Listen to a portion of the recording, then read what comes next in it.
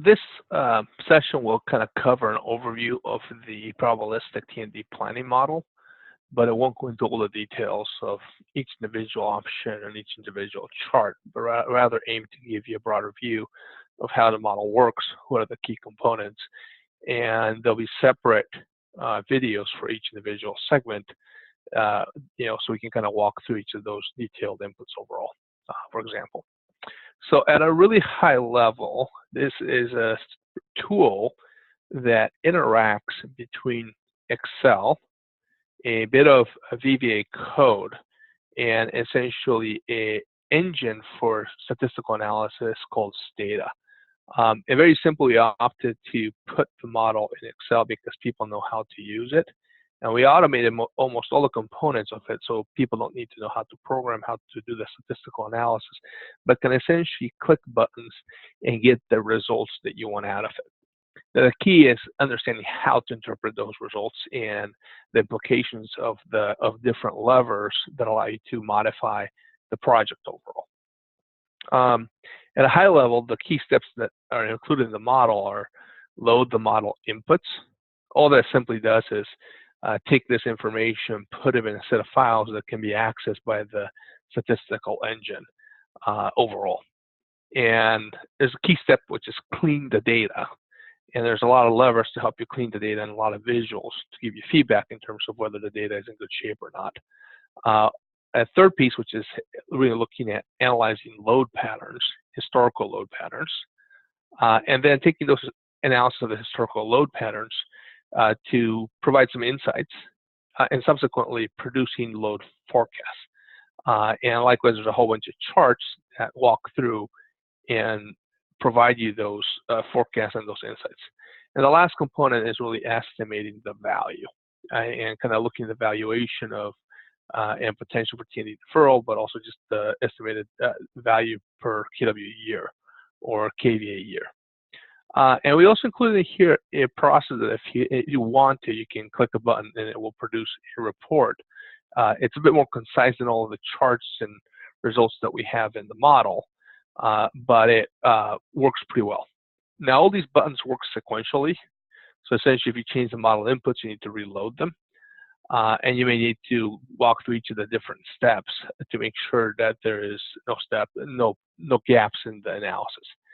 We also have this button, which is the run all, which essentially runs all of those steps sequentially all the way through. Now, this takes a while to run, realistically, just simply because it's a lot of data crunching. But overall, it makes it simpler to kind of, if you know what your settings are going to be and don't need that feedback loop, you can just run all the results at once. So key thing in this model overall is in the bottom, you see a number of set of tabs. As a user, you're going to interact primarily with the green tabs, which are designated as key inputs. We have two types of inputs. This page is showing the main inputs, which are essentially levers. We also have data inputs. We have load data and DER data. And this is essentially where you drop in and really the format that comes out of the SCADA system. Here's the data that we have for this particular feeder, substation, or transmission area. And we include it in this format, and we cover both the MVA and the MVAR because we could have converted everything to MVA. And it's just a long time series. And it can be as long as you want it, but we just recommend having at least five years of data, ideally, a minimum 3, because you're going to need multiple years of data to look at the historical trends and be able to develop a forecast. DER data is, again, pretty straightforward. It's at a monthly level, and it has placeholders for solar installed capacity, energy efficiency, and really the Central Hudson overall energy efficiency, EVs, and again, it's Central Hudson as a whole, and if there's known battery installed capacity. And again, those are placeholders because we anticipate growth in those areas.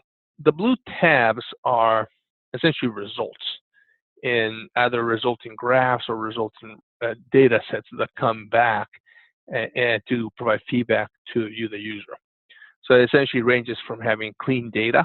So this essentially is taking all that data that you loaded in, and it creates a number of flags that we'll go into more detail that said, here's a value that we would exclude from the analysis because it is poor, it is not adequate overall. And then we have basically, if we have gaps or excluded periods, we want to go ahead and fill those gaps. And that's what the MVA with the gaps filled does. So basically, if there's a period that got excluded, we actually estimate a model that fits in and fills in the gap overall. The other tabs are essentially a whole bunch of charts designed to provide you feedback regarding data cleaning. And we'll go through these in detail, but essentially just a feedback loop that gives you visual in terms of what the decisions you made, the inputs had in terms of data cleaning, and allows you to kind of make some decisions in terms of whether that was good data or bad data. Then we have the historical load analysis.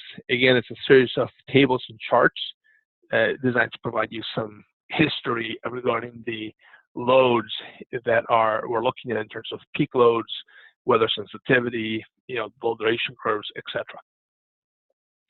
And then we have what is a forecast summary, which goes through and provides you all the detail about different various forecast inputs, ranging about growth rates, loads, peaking conditions, load duration curves, etc. And lastly, we have a value tab that provides details regarding avoided costs or cost per kVA, if you're looking at that, and things such as, looking at probabilistic stuff, when the deferral will be needed, the number of years of deferral years, total value, etc. And we'll go through each of these individual tabs and steps in more detail. So don't feel, we'll cover those extensively, so there's no need to cover it here. Last, there's a couple different tabs in the bottom there in orange. And those are essentially just components that are there to allow the model to work. You don't really need to touch them or even look at them overall.